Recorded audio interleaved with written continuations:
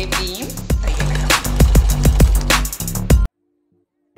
ஆட்டுக்கால் ஆட்டுக்காலை எப்படி க்ளீன் பண்ணலாம் அப்படிங்கிறத இந்த வீடியோவில் நம்ம பார்க்கலாம். ஓகேவா?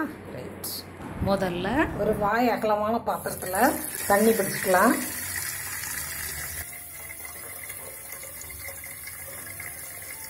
அதை அடுப்பில் வச்சு சூடு பண்ணி எடுத்துக்கலாம். நல்லா கொதிக்கட்டும். ஓகேவா? தண்ணி சூடானதும் எடுத்து வச்சிருக்கிற ஆட்டுக்காலை தண்ணிக்குள்ளே போட்டுடலாம். தண்ணி கொதிக்கிற தண்ணிங்கிறதுனால ரொம்ப நேரம் வச்சுருக்க வேண்டாம். ஒரு 2 நிமிஷம் வச்சுட்டு நம்ம காலை க்ளீன் பண்ண ஆரம்பிச்சிடலாம். ரொம்ப நேரம் வச்சுருந்தோம்னு வச்சோம்னா நம்ம ரோமத்தை க்ளீன் பண்ணுறப்போ சதை பகுதியும் சேர்ந்து வர வாய்ப்பு இருக்குது. அதனால் போட்ட மாத்திரத்திலே எடுத்து நம்ம க்ளீன் பண்ண ஆரம்பிச்சிடலாம். ஆட்டுக்காலை க்ளீன் பண்ணுறப்போ நம்ம 2 விஷயத்த கவனமாக இருக்கணும். முதல்ல தண்ணியோட சூடு சரியான அளவில் இருந்தால் தான் காலை க்ளீன் பண்ணுறதுக்கு நமக்கு ஈஸியாக இருக்கும். தண்ணியோட சூடு அதிகமாக இருந்தால் நம்ம கத்தியை வச்சு ரோமத்தை க்ளீன் பண்ணுறப்போ அந்த சதைப்பகுதியும் சேர்ந்து வந்துடும். தண்ணி சரியான அளவில் சூடு இல்லைனாக்க நம்ம எவ்வளோதான் க்ளீன் பண்ணாலும் தோல் கழண்டு வராது. ஸோ தண்ணியோட சூடும் நம்ம அதுக்குள்ளே ஆட்டுக்காலை வெந்நீரில் எவ்வளோ நேரம் வச்சுருக்கிறோம் அதை பொறுத்து தான் இந்த ரோமம் நமக்கு க்ளீன் பண்ணுறதுக்கு ரொம்ப ஈஸியாக இருக்கும். ஓகேவா? ரைட். அடுத்ததாக கத்தி. நம்ம ரோமத்தை க்ளீன் பண்ணுறதுக்கு யூஸ் பண்ணுற கத்தி ரொம்பவும் பதமாக இருக்க வேண்டாம். கொஞ்சம் மொட்டையாகவே இருக்கலாம். பிளண்ட்டான கத்தியை யூஸ் பண்ணுறது தான் பெட்டர். உங்கள்கிட்ட பிளண்ட்டான கத்தி இல்லாட்டா கத்தியை திருப்பி பிடிச்சிக்கோங்க. திருப்பி பிடிச்சிட்டு அதுக்குள்ளேயே நம்ம க்ளீன் பண்ணோம்னாக்க ரொம்பவே ஈஸியாக க்ளீன் பண்ணிடலாம். முதல்ல சூட்டோடு இருக்கும்போதே அந்த பூட்ஸுலாம் கழட்டி எடுத்தோன்னா தான். இல்லை சூடு தணிஞ்சிருச்சுன்னா பூட்ஸை கழட்டுறதுமே ரொம்ப சிரமமாக இருக்கும். ஓகேவா? ரைட்.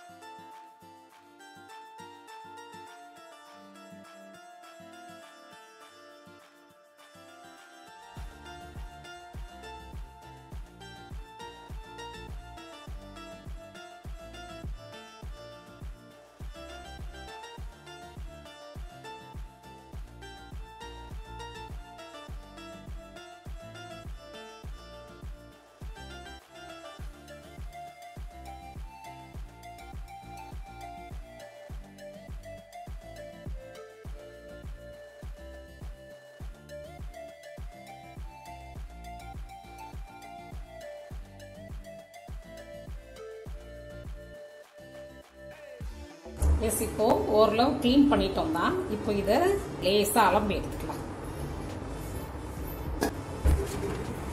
ஒரு பாத்திரத்தில் தண்ணி எடுத்து நம்ம காலெல்லாம் கழுவி எடுத்துக்கலாம்.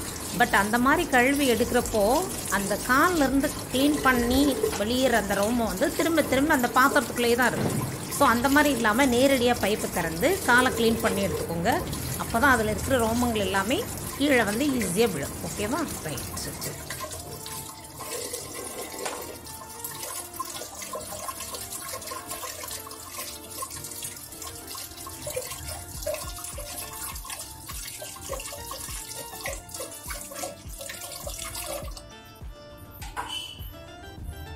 இந்த அளவுக்கு கொஞ்சம் ஈரம் காஞ்ச உடனே நம்ம கழுவி இருக்கோம் இல்லையா, அந்த கழுவுன ஈரம் லேசா வடிஞ்ச பின்னாடி இதை ஸ்டவ்ல வச்சு சுற்றி எடுத்துக்கலாம்.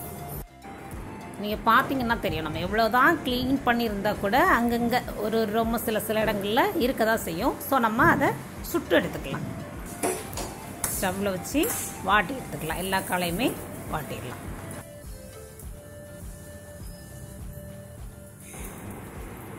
நம்ம வெந்நிக்குள்ள கால்களை போட்டு கத்தி வச்சு ரோமங்களை தேய்ச்சி எடுத்தோம் இல்லையா, அந்த நேரத்தில்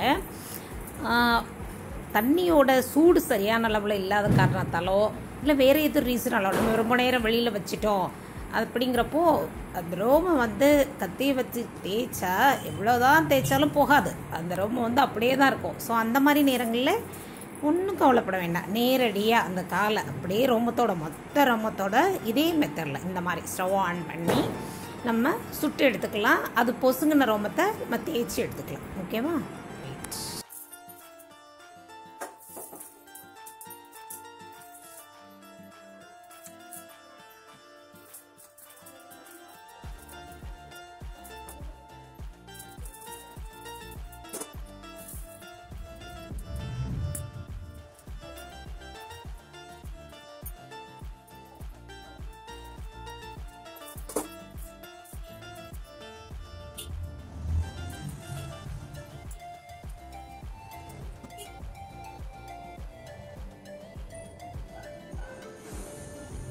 ஸ்டவ் ஆஃப் பண்ணிக்கலாம். ஆஃப் பண்ணிட்டு நம்ம சுட்டு எடுத்தோம் இல்லையா, இந்த கறியை லேசாக தேய்ச்சி எடுத்துக்கலாம். நம்ம சுட்ட போது பொசுங்கின ரோபம் வந்து கருப்பு கலரில் அங்கங்கே தான் ஒட்டி இருக்கும். ஸோ அதை வந்து கத்தி கொண்டு லேசாக நம்ம உரசி எடுக்கிறப்போ அந்த கருப்பு துகள்கள் எல்லாமே கீழே விழுந்துடும்.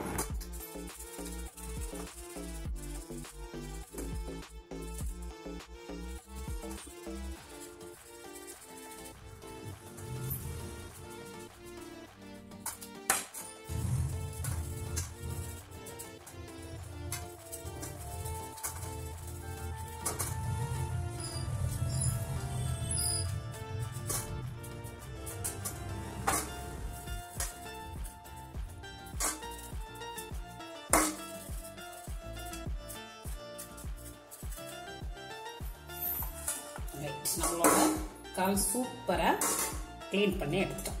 ஓகேவா? இதை இப்போ தண்ணியில் போட்டு அலசி எடுத்துக்கலாம். கொஞ்சமாக மஞ்சள் பொடி எடுத்துக்கலாம். அதை தண்ணியில் தொட்டு கால்களில் நல்லா பூசி வச்சிடலாம். அதுக்கப்புறமா அதை அலம்பி எடுத்துக்கலாம். ஓகேவா? ரைட்.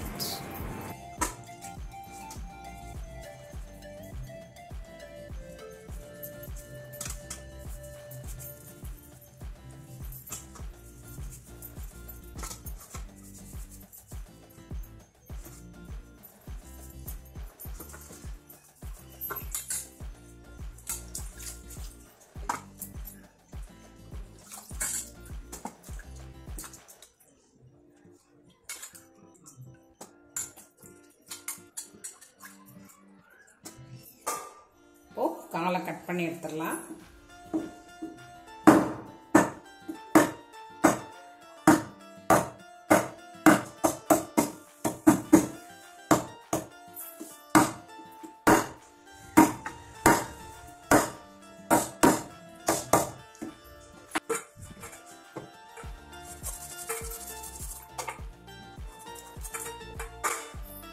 இதே மாதிரி எல்லா காலையுமே கட் பண்ணி எடுத்தோம்.